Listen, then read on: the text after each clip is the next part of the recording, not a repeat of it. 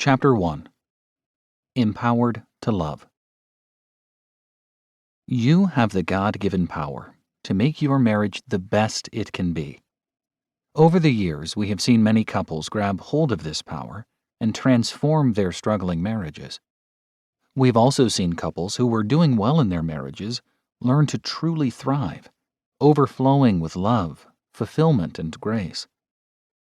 What's beautiful is that the power to accomplish these things is, by God's grace, in your hands right now. You can take the first steps today to improve your marriage, even without your spouse's participation. But if both of you take hold of the power at your disposal, your marriage will become much better than either of you imagine. Unfortunately, many couples miss out on the best that marriage can offer because they unknowingly put the proverbial cart before the horse. They say, "I do," and then they shift their focus to making their marriages great. At first glance, that might seem like a good approach, but it overlooks a fundamental truth.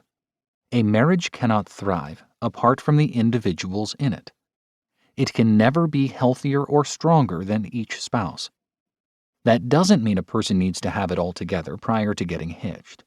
Real marriages are composed of two imperfect people walking through this crazy world together.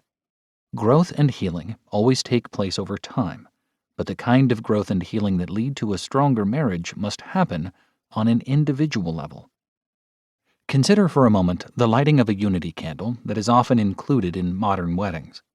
During this little ceremony, the bride and groom each light a small candle, and then together they light a bigger candle in the middle of the table.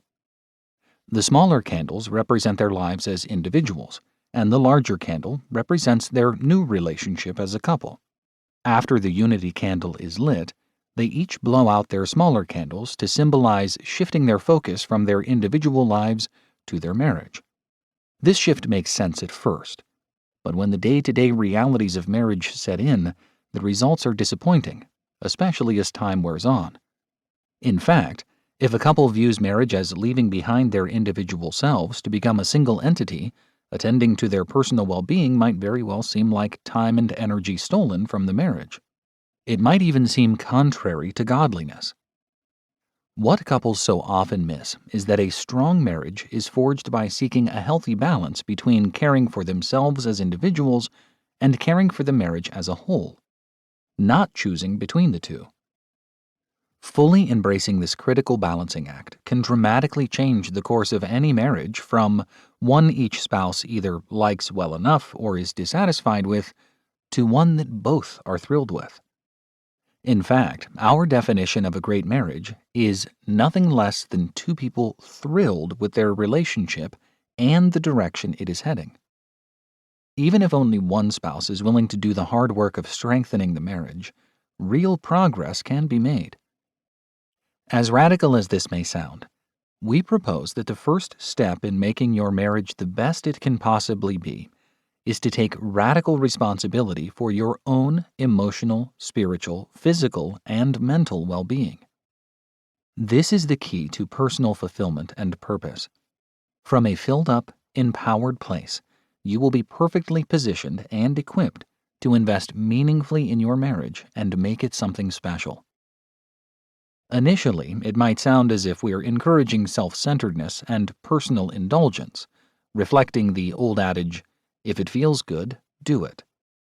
But this isn't our goal. Instead, we want to help you develop a balanced, biblically centered understanding of marriage. Many Christian couples have been taught a marriage strategy that denies self-care and emphasizes unhealthy selflessness and radical self-denial. Fortunately, we're not promoting either extreme. Rather than emphasizing the individual over the marriage or the marriage over the individual, we seek to equip you with a biblical view of marriage, in which you and your spouse thrive as individuals and as a couple. God cares deeply about all three aspects of your marriage, and if any of them is neglected or hurt, He is not pleased.